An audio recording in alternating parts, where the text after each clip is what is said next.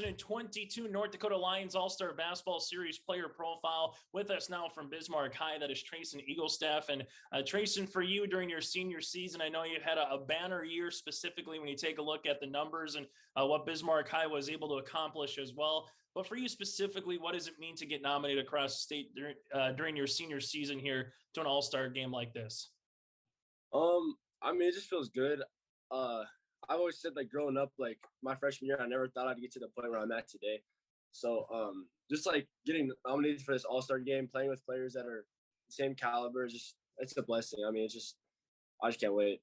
You know, it's Class A, Class B. I know that's always a big thing in North Dakota, no matter if you come from the big school or you come from the small school. But from the Class A side, Treysen, is there a particular player that you had to go up against 2-3 times during the season, or maybe someone from the East that you're looking to have in your backcourt, so to speak, for a game or two? I've never really played with an athletic player in North Dakota, so I'm kind of excited to play with Michael Nile. So I'm excited to have him on my team.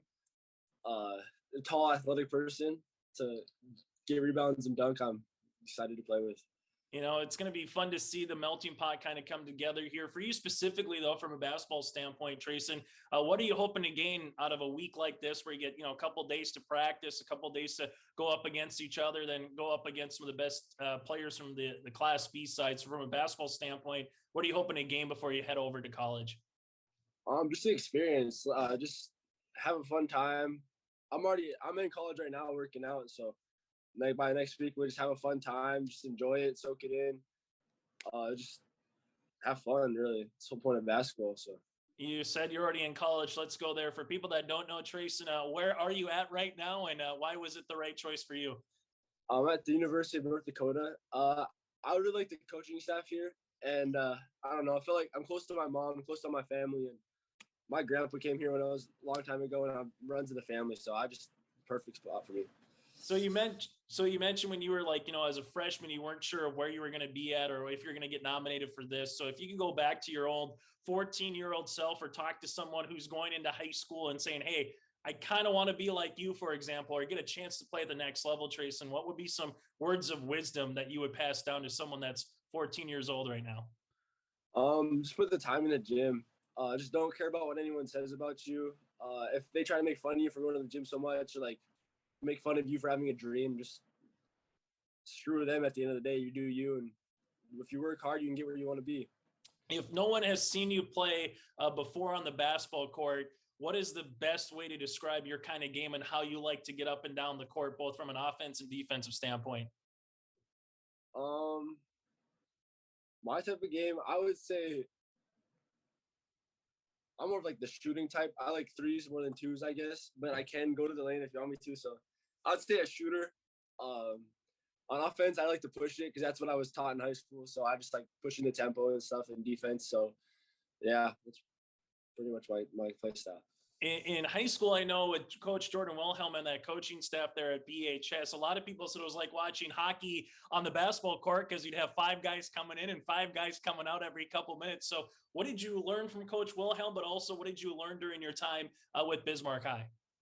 I think the tempo of the game, at the next level, coming to practice at UND, the pace of high school and college is like really different. Everything's pushed. You goes 100 miles an hour.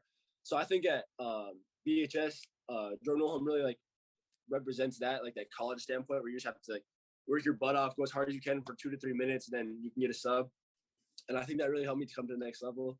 Just going 100 miles an hour, like the pace is not as far away because I was always running in the press. So I think really helped me for the next level. For you specifically, Treysen, favorite basketball memory of all time? Is there anything, one memory more so than others, stand out to you when you can kind of look back a little bit on your time with Bismarck High, or also maybe some of the travel clubs that you're partaking with as well? It's got to be the Century game when I had 52 against him.